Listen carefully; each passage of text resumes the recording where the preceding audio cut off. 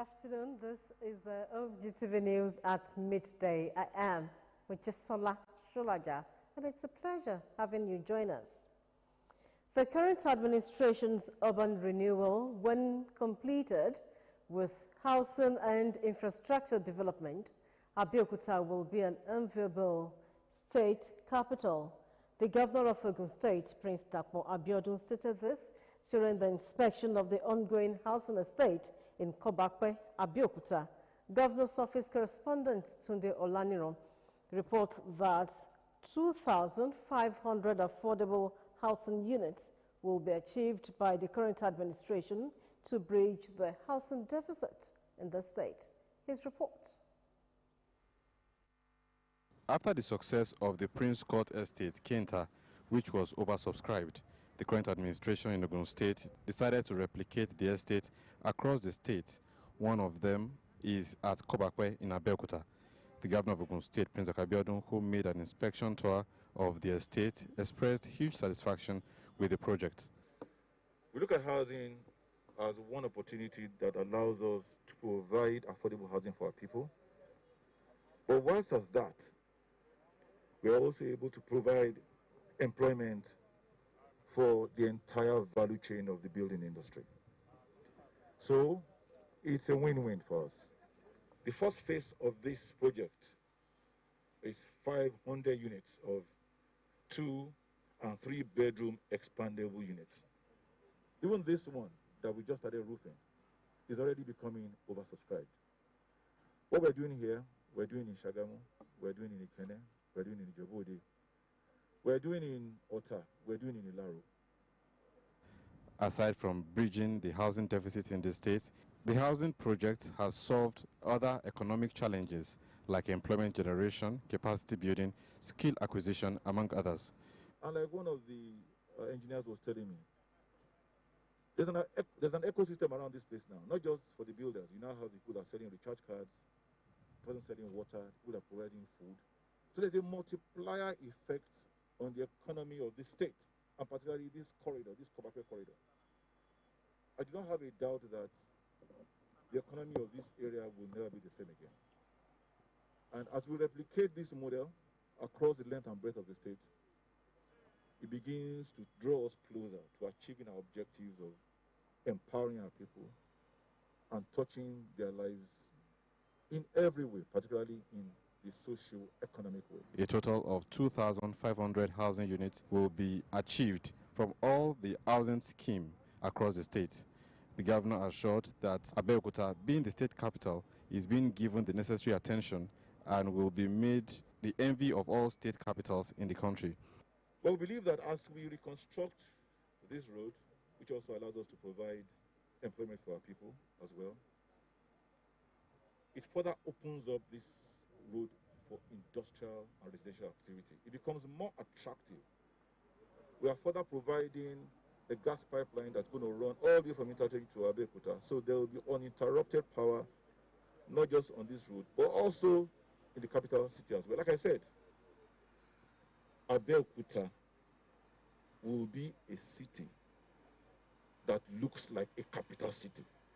It will continue to have that befitting look of a capital city, and particularly the gateway capital. So we'll do everything to ensure that we give Abeokuta that full complement. Provision of affordable housing is one of the social welfare and well-being in the Shaya agenda of the current administration in the state. Tunde Olaniran, OGTV News. President Muhammadu Buhari and the Vice President, Professor Yemi Osinbajo, have been vaccinated against COVID-19. President Buhari acknowledged and commended the support of governments, donors, development partners, the private sector, traditional and religious leaders, as well as critical stakeholders who have supported Nigeria thus far, assuring that the resources will be equitably administered.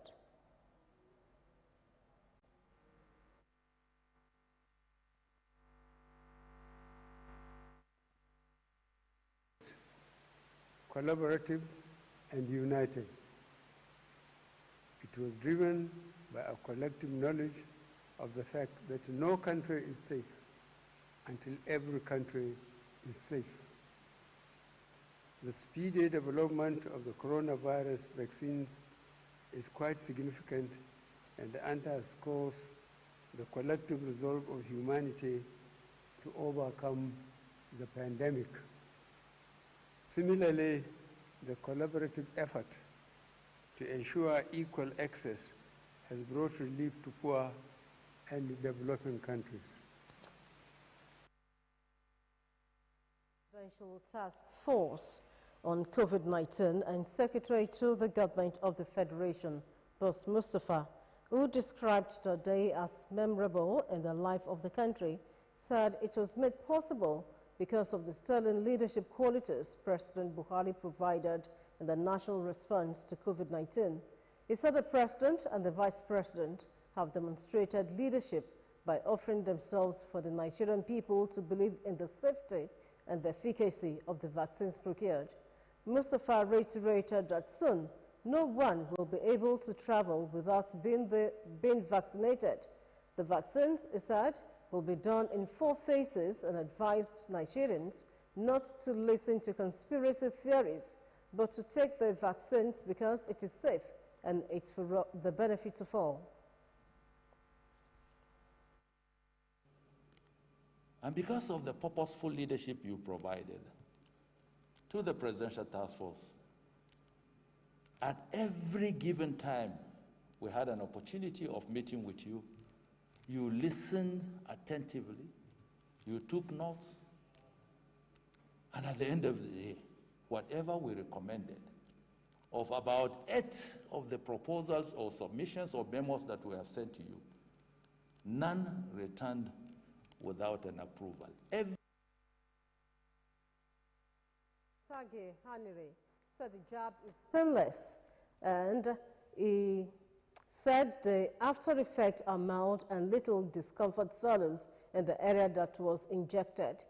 Hanire thanked President Buhari and the Vice President for agreeing to the publicized application vaccinations against COVID-19, saying it will boost the morale of the health sector and reassure the public as to the safety and efficacy of the vaccines which have been of public concern. At the brief ceremony where the Secretary to the Government of the Federation, Boss Mustafa, Minister of Health, Dr. Sage Hanire, Minister of Information and Culture, Alhaji Lai Mohammed, and the Chief of Staff to the President, Professor Ibrahim Gambari. Also present were the Director General of the Nigeria Center for Disease Control, Dr. Chikwe Ihekwazu, Director General of National Agency for Food, Drugs and Administration Control, Professor Mojisola Adeyeye. The Ogun State Command of the Nigeria Police has promised not to relent in its efforts at accomplishing the task of providing the state with adequate security. The Police Public Relations Officer, DSP Abimbola Oyeyemi, reaffirmed this while parading kidnapped suspects on behalf of the Commissioner of Police, Edward Ajogun, at the Shagamu Divisional Headquarters, Ogun State. Elizabeth Eso reports. Of kidnap cases within Shagamu and its environs last year, the Commissioner of Police in Ogun State, Edward Ajogun, directed the area commander and DPOs in that axis to face the situation headlong and bring perpetrators to book within the shortest period. The directive led to the arrest of one Oweniwe Okpara from Delta State and 3 of his children at Ajaka area of Shagamu for the roles they played in the kidnap of 8 persons at different times. Edward Ajogun made a promise that the command will be taking battle to the doorstep of criminals in order to pay them back in their own coins. No case will go cold, and therefore criminals can succeed today, but under his watch, they will be fished out. Some of the victims narrated their ordeals in the hand of kidnappers, as one of them also provided journalists with CCTV evidence against the suspects. Some of them inside the car was telling them that, oh yeah, take the man to the car, take the man to the car. They took me to the car, and from there, they drove away. So along the line, when they get to the bush, they throw me down from the high top. I rode down. For them 7 days, before they left me in the bush there, after collecting their ransom. I paid them 5 million. My people, not me, my people gave them 5 million. And I still, I wondered that for 3 days before I could see somebody who showed me a road to come out of the bush. According to Oyeyemi, the Shagamu Security Council, with the support of the Akarigbo of Remo Land, Oba Babatunde Ajayi, ensured quick apprehension of the suspects. To achieve this goal, the cooperation of the general public is of utmost importance.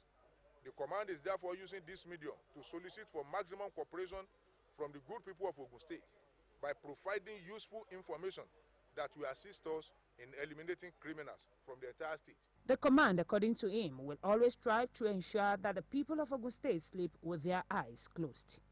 Elizabeth Esson, OGTV News. To sports, Jan Blachowicz has defeated Israel Adesanya to retain his light heavyweight title by unanimous decision at the UFC 259 in Las Vegas on Sunday. Jan Blachowicz, 28-8, was awarded an upset unanimous decision victory over Israel Adesanya, 21, after judges handed scores of 49-46, 49-45, and 49-45 in favor of the Polish champion. In the first 3 rounds, both men minimized mistakes and scrambled to find their stance, but Blachowicz bulldozes his way into a dominant mounting position in the 4th and 5th rounds. With his defeat, Israel Adesanya, known as Stylebender, has failed in his recent bid to join Conor McGregor, Daniel Cormier, Amanda Nunes, and Harry Sejudo as one of the 5 fighters in UFC history to hold titles in 2 divisions simultaneously. What a loss. And just before we end the news, you learn more from failure than from success. You can now watch us live on these platforms: Apple, Roku, Facebook, and Android devices. You can also watch live on OGTV website, www.ogtv.com.ng/live, or email info@ogtv.com.ng. That brings us to the end of the news. Many thanks for watching. Good afternoon.